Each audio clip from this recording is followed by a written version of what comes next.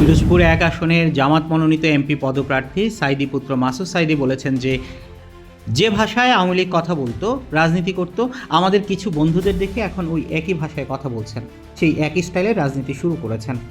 তিনি বলেন, যদি ভাষার পরিবর্তন না হয়, আচরণের পরিবর্তন না হয়, যদি হুমকি ধমকির পরিবর্তন না হয়, যদি জুলুমের পরিবর্তন না হয়, তাহলে আওয়ামী লীগের বিরুদ্ধে আন্দোলন করার কি দরকার ছিল? এত মানুষ কেন জীবন দিল? শুক্রবার ৮ আগস্ট সকাল ১১টায় পিরোজপুরের নজিরপুর উপজেলার শেখমাটি ইউনিয়নের খেজুরতলা বাজার, বাবুরহাট বাজার ও বুইচাকাঠি বাজারে গণসংযোগকালে প্রধান অতিথির বক্তব্যে মাসুদ সাইদি এসব কথা বলেন। তিনি বলেন, গত ১৫ বছর আওয়ামী লীগ রাজাকার ব্যবসা করেছে, দেশে বিভাজনের রাজনীতি করেছে, দেশে ঐক্যের বদলে অনৈক্যের বীজ বুনেছে। তাদের অপকর্মের বিরুদ্ধে ছাত্র জনতা ফুঁসে উঠেছিল, যার ফলশ্রুতিতে জুলাই বিপ্লব এসেছিল। আজকে আমাদের কিছু রাজনৈতিক বন্ধু আবার সেই রাজাকারের ব্যবসা শুরু করেছে। এতকাল আপনাদের সঙ্গে ছিল, তখন কি তারা রাজাকার ছিল না? ২৫ বছর জোট করে আন্দোলন করলেন, সংগ্রাম করলেন, কর্মসূচি পালন করলেন, তখন জামাত ইসলাম রাজাকার ছিল না?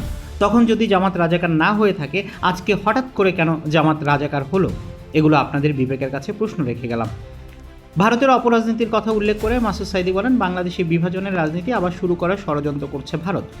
বাংলাদেশ বিভাজনের যে রাজনীতি আওয়ামী লীগ করেছিল, ভারতের কিছু পোষ্য দালাল বাংলাদেশে আছে, যারা এখনও আমাদের মধ্যে সেই বিভাজনের রাজনীতি চালু করার চেষ্টা করে যাচ্ছে। কিন্তু বিভাজনের কোনো রাজনীতি দেশবাসী মেনে নেবে না।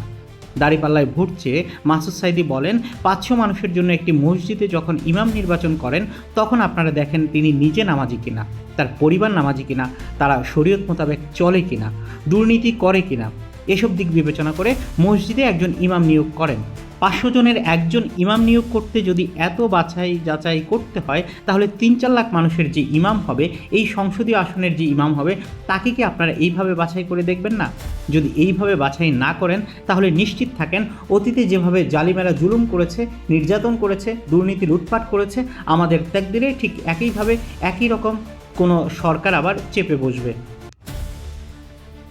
পিরোজপুরকে নতুন আঙ্গিকে গড়ার কথা উল্লেখ করে তিনি বলেন, আমার সম্মানিত পিতা শহীদ আল্লামা দেলোয়ার হোসেন সাইদি উন্নয়নের একটি রোডম্যাপ ধরে পিরোজপুরকে সাজানোর চেষ্টা করেছিলেন, কিন্তু জালিমেরা তা সহ্য করতে পারেনি। তাকে মিথ্যা অপবাদে ১৩ বছর কারাগারে রেখে আওয়ামী লীগ বিচারিক হত্যা করেছে।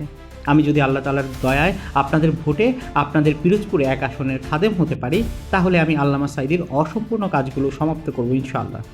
শেখমাটি ইউনিয়ন জামাত ইসলামের সভাপতি মাওলানা আব্দুর রবের সভাপতিত্বে ও ইউনিয়ন সেক্রেটারি জাকির হোসেনের সঞ্চালনায় এ সময় আরও বক্তব্য দেন জেলা জামাতের সহকারী সেক্রেটারি মাওলানা আব্দুর রাজ্জাক, শেখ নজিরপুর উপজেলার জামাত ইসলামের আমির মাওলানা আব্দুর রাজ্জাক, উপজেলা ছাত্র শিবিরের সেক্রেটারি সাকিবুল ইসলাম প্রমুখ।